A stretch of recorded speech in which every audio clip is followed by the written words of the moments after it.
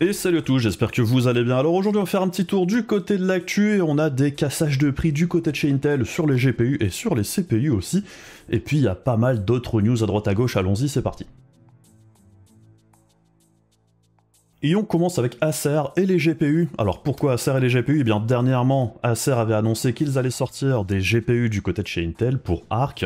Eh bien apparemment Acer serait sur le point de sortir également des cartes graphiques mais du côté de chez AMD. Alors c'est plutôt intéressant, et la grosse question qu'on pourrait se poser aussi c'est est-ce qu'Acer va aussi à terme, pourquoi pas, sortir des cartes de chez Nvidia? C'est pas totalement impossible, puisque bon, le seul fabricant de GPU qui nous sort des GPU de toutes les marques jusqu'ici, je crois qu'il y a que Gigabyte, donc bon, qu'il y a un autre acteur qui pourrait jouer sur les trois tableaux en même temps, ce serait pas forcément une mauvaise chose.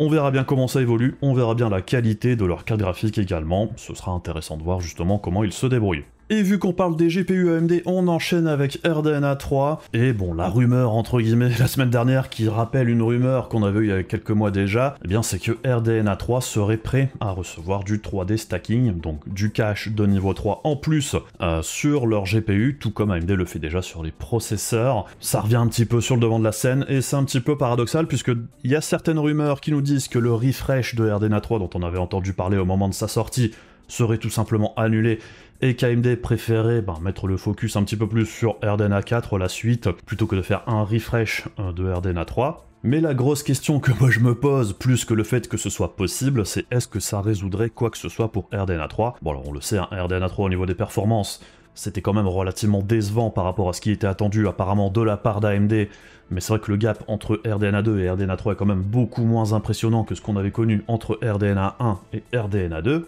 Et c'est vrai que quand on voit comment fonctionnent les 7900 XTX par exemple, j'ai pas franchement l'impression que le problème du GPU, ce soit un manque de cache ou un manque de bande passante mémoire. J'ai quand même l'impression que le problème se passe plus au niveau de la puce en elle-même, ou justement à cause du fonctionnement en chiplet, qui semble poser quelques petits problèmes à AMD pour le moment. Est-ce que ce sera corrigé par la suite? On aimerait bien que ce soit le cas. Est-ce que les drivers vont améliorer la chose? On aimerait bien que ce soit le cas aussi.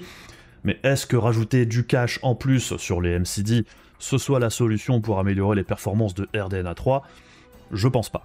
Toujours du côté de chez AMD, et la grande question qu'on peut se poser actuellement, mais qu'est-ce que fait AMD du côté des GPU justement? Puisque ça ne vous aura peut-être pas échappé, ça fait maintenant quasiment 2 mois qu'on n'a pas eu de nouveaux drivers pour les RX 6000, donc pour RDNA 2 et les anciennes architectures aussi. On a eu il n'y a pas très longtemps un nouveau driver pour RDNA 3. Ça fait 2 mois qu'AMD a l'air de vraiment plancher énormément pour ces drivers pour les 7900 XTX et les 7900 XT, et peut-être aussi pour les cartes qui arriveront plus tard, pour essayer justement d'en tirer le meilleur, mais c'est vrai que du coup, les RX 6000 ont l'air complètement abandonnés pour le moment. Et c'est vrai que c'est quand même assez questionnant, puisque bon, prioriser la nouvelle architecture, vu qu'apparemment ils rencontrent des problèmes, c'est pas déconnant. Par contre, de ne sortir absolument rien au niveau du support pour des jeux qui sont sortis dernièrement, même des jeux sponsorisés AMD, alors il n'y a rien de dramatique pour le moment, mais c'est vrai que pas de nouveaux drivers pour probablement leur génération de GPU la plus populaire depuis très longtemps, c'est jamais arrivé jusqu'ici. Et on enchaîne avec Forspoken, encore lui. Alors bon, on va pas parler du jeu, puisque bon, le jeu, c'est clairement pas un succès. Techniquement parlant, sur PC, c'est pas aussi pire que ce qui avait été annoncé avec les specs officiels, ça tourne avec des GPU et des CPU pas aussi délirants que ce qui avait été annoncé. Mais bref, c'est pas trop le propos ici. Ce qui nous intéresse, c'est que Polaris, donc tout ce qui est RX 480, 580, tout ça, ne fonctionnerait pas avec le jeu en DirectX 12 natif. Ce qui est relativement questionnant, puisque justement Forspoken, c'est un jeu sponsorisé à AMD, qui contient beaucoup de technologies made in AMD. Du coup, le fait que ça ne fonctionne pas avec des GPU pas si anciens que ça chez AMD, c'est un petit peu bizarre. Si on fait le parallèle avec ce qu'on vient de dire juste avant au niveau des drivers, qu'est-ce que fait AMD actuellement? Déjà, comme je l'ai dit, on n'a pas de driver officiel même pour RDNA 2 pour un de leurs jeux sponsorisés, et en plus ici, on a une de leurs générations de GPU les plus populaires qui ne supporte pas le jeu non plus. Alors qu'est-ce qui se passe au niveau de Forspoken? C'est surtout qu'au niveau de DirectX 12, Polaris supporte le DirectX 12.0. Par contre, il ne supporte pas le 12.1 ou le 12.2, ce qui poserait problème pour Forspoken, même si, apparemment, il y aurait moyen de contourner le problème en passant par les convertisseurs d'instructions, justement, qui passeraient par Vulkan au lieu de DirectX 12 natif, et apparemment ça fonctionne. Mais bref, encore une fois, la question c'est qu'est-ce qui se passe du côté de chez AMD? Est-ce qu'il n'y avait pas moyen de bidouiller quelque chose pour que Forspoken fonctionne avec une de leurs générations de GPU les plus populaires? Je pense qu'il y avait clairement moyen, mais ça n'a pas été fait. Alors après, je sais, Forspoken, on s'en fout peut-être un petit peu, mais pour la suite, ça pourrait peut-être poser problème dans d'autres jeux qui arriveront et qui supporteront un DirectX 12 un petit peu plus costaud que le DirectX 12 de base. Et dans la série, mais que fait AMD en ce moment du côté des GPU, au niveau du marketing et au niveau de la communication? Il y a quelques jours, AMD avait mis en ligne un blog où ils montraient un petit peu le coût à la frame de leur GPU par rapport à la concurrence, mais aussi par rapport à leur propre GPU. Et ce qui est relativement questionnant, c'est par exemple ici, en 4K, on observe que la 6950 XT est mieux placée au niveau du performance prix que la 7900 XT. Donc AMD quelque part admet que son nouveau GPU n'est pas bien placé au niveau du performance prix, ce qu'on avait tous remarqué, mais c'est un petit peu questionnant de voir ça apparaître de la sorte dans de la communication officielle, puisque très clairement ça met pas en avant les nouveaux produits ici. Puisque même selon AMD, la 7900 XT c'est 7% de performance en plus par rapport à la 6950 XT, pour environ 30% de prix en plus. Bon, ça je l'avais dit dans ma propre vidéo sur le coût à la frame, il y a clairement un truc qui va pas avec les nouvelles générations de GPU. Et c'est pareil, en dessous on avait eu aussi un graphique qui nous montrait le coût à la frame des nouveaux GPU par rapport aux anciens, et ce qui ressortait encore une fois, c'est que par exemple la RX 6800 était beaucoup plus intéressante au niveau du coût à la frame que la 7900 XT ou la 7900 XTX. Bon, c'est un choix de communication assez intéressant, même si c'est réaliste, ça montre aussi très clairement que les nouveaux GPU sont vraiment très mal placés au niveau du tarif dans l'ensemble. Alors pourquoi est-ce qu'AMD fait ça? Peut-être qu'ils essaient de liquider leur stock de Navi 21, donc tout ce qui est 6900, 6800 et compagnie, le plus rapidement possible pour peut-être passer à la suite avec RDNA 3. On a vu aussi dernièrement que la 7900 XT commençait à baisser de tarif tout doucement, et de ce qu'on entend dire au niveau des rumeurs, ça pourrait baisser encore beaucoup plus par la suite. Donc bon, comme je le dis depuis un moment, la meilleure chose à faire, c'est de ne pas acheter quand les prix ne sont pas bons. Et on voit qu'au fur et à mesure, si ça se vend pas, les tarifs vont devoir forcément baisser à un moment ou à un autre. On enchaîne maintenant côté carte mère chez AMD avec le chipset A620, on a un petit peu plus de détails. Alors le chipset A620, j'en avais déjà parlé la dernière fois, ce qui est intéressant c'est que ça devrait pouvoir nous proposer des cartes mères un petit peu moins chères du côté de la M5, qui serait plutôt une bonne chose, puisque jusqu'ici son gros problème c'est que c'était très cher. Alors après bien évidemment c'est bien de faire des cartes mères moins chères, encore faut-il que le chipset en question et que les cartes mères soient de qualité correcte. Et il y a quand même pas mal de brides du côté de ce chipset A620. Alors je sais pas si vous le verrez bien parce que c'est assez petit, et les grosses différences ça s'articule principalement autour des lignes PCI Express, donc entre le B650 extrême je dirais et le A620. Alors déjà les lignes PCI Express du processeur on est limité à du 28 lignes en génération 4, donc ça voudrait dire qu'on aurait accès au PCI Express génération 4 du côté des GPU, et peut-être un port M2 en Gen 4 aussi, mais pas plus que ça. Ensuite, on aurait du côté des lignes PCI Express du chipset 8 lignes en génération 3, donc pas de Gen 4 là non plus. Et au niveau du PCI Express Uplink, c'est pareil, c'est du x4 en génération 3 aussi, donc pas de Gen 4. Ce qui veut dire dans l'ensemble que ça devrait permettre aux constructeurs de cartes mères de proposer des cartes mères beaucoup moins chères, puisqu'une des choses qui coûte très cher du côté des cartes mères actuellement, c'est justement tout ce qui est DDR5, PCI Express génération 5, tout ça, ça a un certain coût, et c'est répercuté directement sur les coûts des cartes mères. Donc ici, de proposer du Gen 4 et du Gen 3, ça devrait permettre aux différents partenaires de proposer des cartes mères beaucoup moins chères. Mais c'est vrai que du coup, on sera beaucoup plus limité du côté du support des SSD de dernière génération, par exemple. Autre truc qui change, le nombre de ports USB 3.2, Gen 2 X2 et Gen 2 tout court. On aura du Gen 2 et du Gen 1 à la place. Au niveau des ports USB 2.0, ça sera toujours 6, pas de support du Crossfire. Bon, ça on s'en fout un petit peu vu que c'est quand même un petit peu mort. Autre truc qui change, c'est qu'il n'y aura pas d'overclocking du côté des processeurs sur le chipset A620. Bon, c'était déjà le cas sur le A520 aussi, par exemple. Et l'autre grande question qui arrive ensuite, c'est est-ce qu'on en a quelque chose à faire? Probablement pas, sur la M5 de toute façon du côté de l'overclocking, il n'y avait pas grand chose à faire, il n'y avait pas grand chose à gagner, et on a vu aussi par exemple qu'entre les processeurs X et non X, malgré des fréquences beaucoup moins élevées et une limite de consommation beaucoup plus basse, du côté de chez AMD, on perdait quasiment rien au niveau des perfs. Par contre, on aura le droit à l'overclocking de la RAM. Bon, ça c'est plutôt une bonne chose, ça veut dire que l'expo fonctionnera sur la 620. Et je dirais c'est ça le plus important au final, même si encore une fois du côté de la M5, de toute façon, pour l'instant, on est limité à la DDR5 6000 quasiment, puisqu'au-dessus on a vraiment pas beaucoup de gains. Et en dessous, bon, ça change pas grand chose, mais ça on aura l'occasion d'en reparler plus tard. Donc bref, on verra bien ce que ça donne principalement du côté de la qualité des cartes mères en question et des tarifs. Est-ce que ce sera vraiment intéressant ou est-ce qu'il faudra se rabattre toujours sur du B650? On verra bien quand ça sortira. On passe maintenant du côté de chez Intel, du côté des GPU, puisqu'Intel communique beaucoup aujourd'hui avec plusieurs annonces. Alors déjà, le prix de la 750 a été abaissé officiellement à 250 $, ce qui me paraît être un prix relativement correct pour la 750. Pour rappel, hein, la 750, c'est environ 10% de performance en moins par rapport à la 770, avec moitié moins de RAM aussi, puisqu'on est ici sur 8 Go de RAM. Du coup, de le positionner à 250 €, soit en face de la RX 6600 chez AMD, vu les performances, ça paraît relativement cohérent. Personnellement, j'aurais bien aimé aussi que la 770 baisse également de tarif, puisque je trouve qu'à l'heure actuelle, c'est quand même un petit peu trop cher pour ce que ça propose. Même si c'est en constante amélioration, ça reste un petit peu compliqué quand elle est en face de la 6700 XT d'AMD, qui est quasiment au même tarif et qui est beaucoup plus performante. Pareil, hein, la 3060 Ti commence à se retrouver un petit peu en face au niveau tarifaire de la 770. C'est quand même difficile de justifier la 770 en l'état. Intel fait également un petit peu le point du côté des drivers, avec bien évidemment de grosses hausses de performance par rapport aux drivers qui étaient disponibles au moment de la sortie des GPU, principalement sur le DirectX 9, mais pas que. Alors après, j'ai un petit peu plus de mal avec certains graphiques comme celui que l'on voit ici. Qu'est-ce que nous montre Intel? Alors déjà, on nous montre qu'en 1080p, l'average au FPS par dollar, normalisé par rapport au driver de lancement. Donc qu'est-ce qu'on nous montre ici? C'est pas juste une amélioration des performances, c'est une amélioration du coup à la frame en fait. Et la question qu'on peut se poser, c'est est-ce que ça tient en compte du tarif de lancement par rapport au nouveau tarif, ce qui fait que du coup, forcément, on a un meilleur coût à la frame qu'au lancement puisque le tarif a baissé. Donc forcément, cette ligne droite ici, est-ce que ça représente juste la baisse de prix? C'est probablement possible. Donc on aurait bien une forte augmentation des performances, principalement en DirectX 9 et dans certains jeux qui ont été optimisés.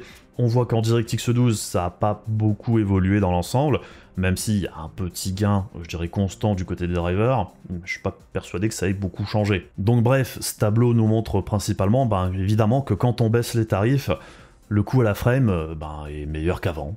Donc bon, merci Intel. Autre baisse de prix, toujours du côté de chez Intel, mais du côté des processeurs maintenant, avec les cores de 12e génération qui pourraient baisser d'environ 20%, pour vider les stocks, tout simplement. Encore une fois, on est un petit peu dans mais qu'est-ce qui se passe ici du côté de chez Intel, puisqu'il n'y a pas très longtemps, Intel avait fait monter les prix de ses processeurs.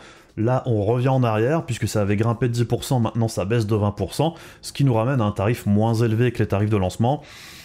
Bon, c'est toujours une bonne nouvelle dans l'ensemble malgré tout, et il devrait y avoir peut-être quelques bonnes affaires à faire du côté des processeurs de génération 12. Mais bon, très clairement, les processeurs à garder à l'œil, ce serait le 12600KF, le 12400F et le 12100F également. Après, il y a quelques options, comme le 12700K pourrait être très intéressant aussi, si on peut le trouver à un tarif plutôt agressif. Et on enchaîne avec du lourd du côté de chez Nvidia, puisqu'on entend de plus en plus parler de la 4090 Ti, mais également de la RTX Titan. Alors par exemple sur la génération précédente, la RTX 3000, on n'avait pas eu de Titan ce coup-là. Pourquoi est-ce que ça revient là maintenant? Bon, très probablement parce qu'NVIDIA a le lead sur le côté des performances par rapport à AMD. RDNA 3 n'est clairement pas compétitif, même par rapport à la 4090 de base. Alors ce qu'il faut retenir pour ces deux plus gros GPU que la 4090, on serait toujours sur du AD102. La grosse différence ici, c'est que pour la 4090 Ti et la Titan, on serait sur un AD102 complet, puisque oui, sur la 4090, c'était une puce castrée. Donc on aurait bien les 142 shader modules, donc on aurait une augmentation du nombre de coups d'accord, on passerait de 16 384 à 18 176. Un des autres gros changements, c'est au niveau du cache, on passerait de 72 Mb à 96 Mb. On aurait toujours la même configuration au niveau de la RAM, au niveau du bus mémoire, c'est un bus 384 bits. On serait toujours sur de la GDDR6X, mais ce coup-ci, pour la 90 Ti, on serait sur de la GDDR6X à 24 Gbps au lieu de 21 Gbps pour la 4090. On aurait toujours 24 Go de RAM pour une consommation maximale, de ce qu'on entend dire jusqu'ici, de 600 watts, ce qui serait pas forcément hyper surprenant, puisqu'on le sait aussi, la 4090 théoriquement peut aller jusque là. Et à côté de ça, on aurait la Titan qui aurait 48 Go de RAM au lieu de 24. En dehors de ça, ça serait la même chose, à part la consommation, de ce qu'on entend dire pour aller jusqu'à 800 watts, ce qui est absolument monstrueux, avec un 2 fois 16 pins ici, ce qui paraît plutôt logique également. Et au niveau de cette Titan, au niveau des rumeurs, alors on aurait des images qui auraient fuité. Alors si c'est un fake qui est vraiment très bien fait. On verra bien si ça se vérifie ou pas. Au niveau des points différenciants par rapport à la 4090 par exemple, c'est qu'au niveau du système de refroidissement, Au niveau de la couleur, ce serait plus doré qu'argenté, comme c'était le cas sur les RTX 4090. On passerait d'un refroidissement à 3 slots à du 4 slots, hein, donc ce serait vraiment très gros. Et vous le voyez ici, au niveau des sorties vidéo, on aurait un PCB à la verticale à la place de l'horizontale jusqu'ici. Ce qui est plutôt questionnant, ça se voit un petit peu sur le refroidissement ici. Est-ce que ça a un avantage particulier? J'en sais rien. Au niveau du refroidissement, ou est-ce qu'il y a une autre raison pour passer à un PCB à la verticale? Bon, on verra bien si ça sort un jour et comment ça se comporte. Mais bon, quoi qu'il arrive, ce sont des cartes qui risquent de coûter extrêmement cher. Ce qu'il est important de retenir, la 4090 aux États-Unis, c'est 1600 $, le tarif officiel. Donc la 4090, de ce qu'on entend dire, ce serait pas forcément déconnant qu'elle soit aux alentours des 2000 $, voire peut-être un petit peu plus, tout comme l'était la 3090 Ti à sa sortie. Par contre, la Titan, ce serait pas vraiment surprenant que ce soit une carte qui coûte 3000 $ par exemple. Ce qu'il faut retenir aussi, c'est que les Titans jusqu'ici, c'est uniquement Nvidia qui les fabrique, il n'y a que des modèles Founders Edition entre guillemets. Par contre, au niveau des performances, ce que l'on peut attendre de la 4090 Ti et de la Titan, ce serait 15-20% de performance en plus par rapport à la 4090 classique. Quand on sait déjà qu'à l'heure actuelle, la 4090 en 1440p et en 1080p, on est principalement limité par le processeur plus qu'autre chose. La 4090 Ti, très clairement, si vous jouez pas en 4K, ça n'aurait quasiment aucun intérêt. Alors d'où viennent ces 15-20% de perf en plus? Déjà le nombre de Q d'accord, alors ça augmente un petit peu les performances, mais pas forcément énormément. Par contre le cache qui passe de 72 mégas à 96 mégas, ça aura très clairement un impact, particulièrement en 4K. Couplé à ça de la RAM un petit peu plus rapide, très clairement le gros des performances en plus à attendre, ce sera quasiment uniquement en 4K, puisque je pense que dans les résolutions inférieures, ça ne changera pas grand chose. Donc bref, on verra comment ça évoluera, si ça sort et à quel prix. Mais ce qui est certain, c'est que ce seront des cartes qui ne se destineront à pas grand monde ou juste aux plus fortunés dans l'ensemble. On revient à des cartes un petit peu plus raisonnables avec la 4070 non TI qui refait parler un petit peu d'elle au niveau de ses specs. Aux rumeurs, apparemment au niveau de la fréquence en boost maximale, on passerait de 2610 MHz pour la 4070 Ti à 2475 MHz ici. Donc on aurait toujours moins de Q d'accord par rapport à la 4070 Ti, ça paraît plutôt logique. Par contre au niveau de l'interface mémoire, on aurait quelque chose de similaire. Toujours 12 Go de RAM, bus 192 bits, bande passante mémoire de 504 Gbps seconde. Par contre, ce qu'il est important de rappeler aussi, c'est que sur l'architecture Lovelace, il y a le cache de niveau 2 qui est beaucoup plus important que sur les générations précédentes, et ce cache de niveau 2, ça permet de combler un petit peu le bus mémoire un petit peu faiblard, comme on pourrait dire, sur la 4070 Ti, ce qui explique en partie que ses performances en 1080p et 1440p sont vraiment très bonnes, même par rapport à la génération précédente, et que ça s'écroule un petit peu en 4K, sans être dramatique pour autant, puisqu'on est à peu près au niveau de performance de la 3090, ce qui est pas si mal que ça. Alors pourquoi est-ce que je parle de ça ici? Tout simplement parce qu'en passant de la 4070 Ti à la 4070, comme on coupe le nombre de shader modules, donc les Q d'accord, eh bien les Q d'accord, les shader modules sont liés au cache de niveau 2, donc on aura moins de cache de niveau 2 sur la 4070 que sur la 4070 Ti. Donc on passerait de 48 mégas de cache à 36 mégas de cache, ça peut paraître pas grand chose, mais ça aura très certainement un impact au niveau du scaling des performances, en 4K principalement. Donc on peut s'attendre à ce que la 4070 ait environ 20% de performance en moins que la 4070 Ti, à la louche, en 1080p et en 1440p. Par contre en 4K, elle aura probablement un petit peu moins de performance que la 4070 Ti également. Et au niveau des rumeurs dernièrement, on entend dire aussi qu'Nvidia pourrait être un petit peu plus agressif avec la 4070 qu'avec la 4070 Ti. Ça reste encore à voir, on verra bien comment il se positionne. Mais bon, c'est vrai que vu les lancements un petit peu décevants des 4070 Ti et des 4080, il serait peut-être temps de réajuster le tir un petit peu. Et on enchaîne avec Digitech qui nous donne quelques informations sur ses taux de retour au niveau des GPU. Et je pense qu'il est important de préciser plusieurs choses puisque ce ne sont pas des chiffres à prendre pour argent comptant, il y a plusieurs petites subtilités qu'il est bon de rappeler quand même. Donc ce que nous disent ces chiffres, par exemple ce qu'on voit ici, ils attribuent un guarantee score, donc au niveau des différents fabricants, et on voit qu'il y a différents pourcentages de taux de retour. Ces pourcentages sont basés sur les 2 dernières années, et il faut qu'il y ait eu au moins 300 ventes pour pouvoir avoir accès au tableau ici, à ce classement. Et à côté de ça, on a aussi par exemple le temps que met la garantie à être effectuée. On voit par exemple que Sapphire est très très rapide, ou là par exemple Gigabyte met plus de 15 jours à faire revenir du matos, enfin bref. Ce qui est important de rappeler aussi, c'est que certes, il faut avoir vendu au moins 300 cartes graphiques pour apparaître dans le tableau, mais il peut aussi y avoir énormément de différences au niveau du nombre de ventes des GPU. Par exemple, il y a très certainement eu beaucoup plus de cartes de chez Sapphire qui ont été vendues que de cartes de chez ASRock. Or, on sait très bien également que au plus on vend de matos, il y a de plus gros risques d'avoir des retours en SAV pour une raison ou une autre. Les marques les plus populaires sont assez régulièrement celles qui ont le taux de retour les plus élevés. Donc c'est pour ça que par exemple ici dans le tableau, je ne suis pas surpris par exemple que Palit, PNY, Inno3D, Gainward et tout ça aient des taux de retour moins importants que les marques les plus connues, tout simplement parce qu'ils en vendent beaucoup moins dans l'ensemble, donc ça a un impact également sur les chiffres. Donc c'est aussi quelque chose qu'il est bon de rappeler. Je pense que tant qu'on est en dessous des 3%, on est dans un taux de retour relativement normal pour ce type de matos. C'est pas surprenant outre mesure. Par contre, tout ce qui serait entre 5 et 10%, on pourrait commencer à parler de taux de retour anormal et très certainement de mauvaise série de certains trucs. Là, ça me semble pas être le cas. Donc bref, faites quand même attention avec ce type de tableau. Faut éviter les raccourcis un petit peu simplistes du type les GPU ASRock sont vraiment très très fiables et beaucoup plus fiables que ceux de chez Asus, MSI et les autres, parce qu'ils ont un taux de retour très faible ici. C'est peut-être tout simplement parce qu'ils en ont vendu beaucoup moins également. Après, c'est intéressant quand même d'observer le tableau. Moi, celui qui m'intéresse le plus, c'est plus justement l'efficacité du SAV que le taux de SAV. Et on voit par exemple que Sapphire est très très efficace, tout comme l'était EVGA à l'époque, même si là ils sont un petit peu sur la fin du côté des GPU. Alors newsflash, j'étais en train de faire mon montage de ma vidéo quand est tombée la nouvelle. On a la date et les prix de sortie pour la gamme 7000 X3D d'AMD. Et le moins qu'on puisse dire, c'est qu'il y a du ok et du beaucoup moins bien dans l'ensemble. Alors déjà au niveau des tarifs, c'est moins pire que ce que l'on aurait pu penser, principalement pour le 7950 X3D qui sera lancé au même tarif de lancement que le 7950X, à savoir 700$, tout en sachant que depuis sa sortie, le 7950X a quand même beaucoup baissé au niveau tarifaire.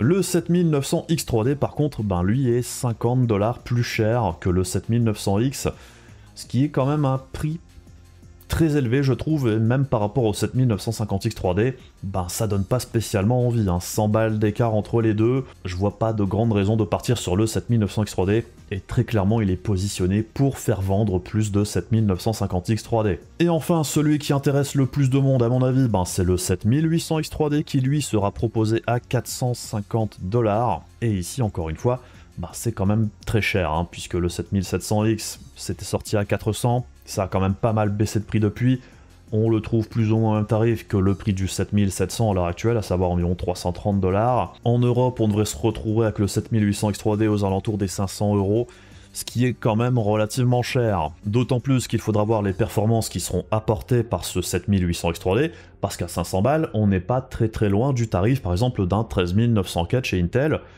et la bataille entre les deux au niveau du gaming, ça reste encore à voir. D'autant plus que du côté applicatif, le 13900K va totalement exploser le 7800X 3D, donc il faut vraiment qu'il ait des arguments pour lui du côté du gaming pour valoir le coup. Mais le gros problème dans l'histoire, c'est pas trop le tarif, c'est surtout la date de lancement, puisque le 7900X 3D et le 7950X 3D, ça arrive fin février, le dernier jour de février, le 28 février 2023. Par contre, le 7800X 3D, lui, n'arrive qu'au mois d'avril. Pourquoi ? C'est tout simplement pour faire en sorte que les gens qui ne peuvent pas ou qui ne veulent pas attendre se dirigent vers les processeurs les plus chers, pour essayer de marger le plus possible, tout simplement. Le 7800X 3D sera probablement plus intéressant au niveau du performance prix que les deux autres, en utilisation gaming tout du moins, donc bref. Ici, c'est clairement un move marketing de décaler la sortie du 7800X 3D à plus d'un mois plus tard, et clairement je trouve que c'est vraiment pas cool du tout. Puisque techniquement parlant, il n'y a rien qui empêche AMD de sortir le 7800X 3D en même temps que les deux autres, puisque de toute façon il n'y a qu'une seule des puces sur les deux qui a du 3D stacking. Le 7800X 3D, ça peut être fait en parallèle des deux autres, il n'y a aucun problème là-dessus, donc c'est clairement un décalage purement pour essayer de nous vendre les modèles les plus chers. Carton rouge pour AMD ici tout simplement. Donc bref, encore une fois, j'ai un petit peu de mal à comprendre ce qu'essaye de faire AMD ici. J'ai l'impression qu'ils n'ont pas envie que les gens passent sur leur plateforme AM5 où ils font tout pour les dissuader de le faire en tout cas. Déjà, le tarif du 7800 X3D, je trouve que c'est quand même un petit peu trop cher. On est vraiment à la fourchette très haute hein, pour ce processeur, je trouve. Les deux autres, bon, le 7950 X3D, why not? Mais le 7900 X3D, aussi cher, pour moi ça n'a pas trop de sens. D'autant plus qu'AMD n'est pas en compétition juste avec Intel, ils sont toujours en compétition avec la plateforme AM4, et le 5800 X3D à l'heure actuelle se vend extrêmement bien. On le voit sur tous les chiffres de vente, par exemple en Allemagne, c'est le processeur qui se vend le mieux à l'heure actuelle au détail. Donc là, le 7800 X3D va pas vraiment changer la donne, hein. Tous ceux qui sont sur plateforme AM4, ou pour ceux qui veulent une plateforme vraiment pas très chère et qui va avoir des performances certes en dessous du 7800 X3D, mais peut-être pas tant que ça, le 5800 X3D restera quand même beaucoup mieux placé au niveau du performance prix, je pense. J'ai un petit peu de mal à voir ce 7800 X3D se justifier, à part, hein, grosse surprise, hein, si les performances sont vraiment là, si elles sont vraiment excellentes, si c'est vraiment au-dessus du 13700K et du 13900K, ça reste à voir, hein, on verra bien. Mais c'est vrai que là, en l'état, au niveau de l'annonce, et en plus avec cette histoire de lancement différé entre les deux parties de la gamme, ça fait pas rêver. Et quelques news en vrac vite fait pour terminer. Alors, plutôt surprenant, hein, Sony, Nintendo et Microsoft ne seront pas à l'E3 cette année. Bon, c'est un petit peu dommage, hein, les conférences de l'E3 c'était quelque chose qu'on attendait quand même assez régulièrement, pour voir un petit peu les nouveautés qui allaient arriver dans le futur tout simplement.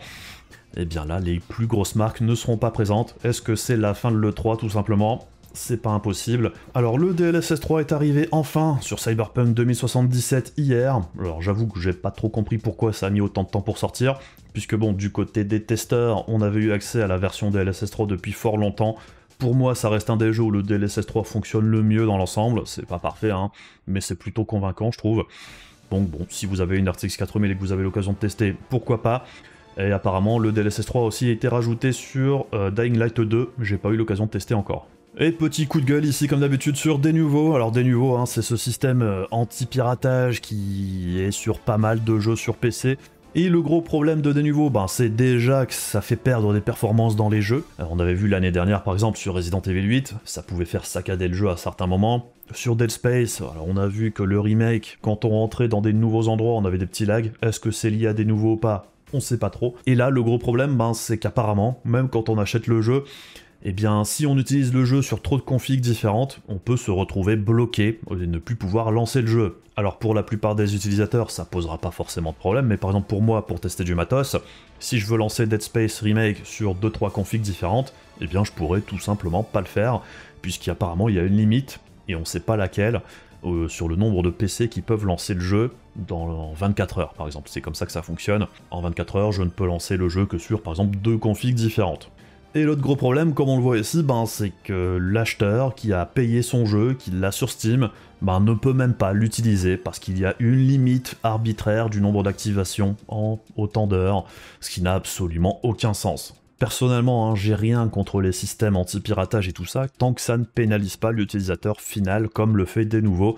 C'est vraiment hyper intrusif entre guillemets, et ça pénalise principalement ceux qui ont acheté le jeu, et ça n'a absolument aucun sens pour moi. Enfin bref, voilà un petit peu ce que je pouvais vous dire aujourd'hui au niveau de l'actu, et c'était quand même assez chargé je trouve, mais il y a quand même des plutôt bonnes nouvelles dans l'ensemble, comme des baisses de prix, et ça personnellement je suis toujours content de les voir. Enfin bref, si la vidéo vous a intéressé, n'hésitez pas à faire les trucs, casse-bonbon de YouTube, et puis on se retrouve très rapidement pour d'autres vidéos. Des bisous à la prochaine, salut!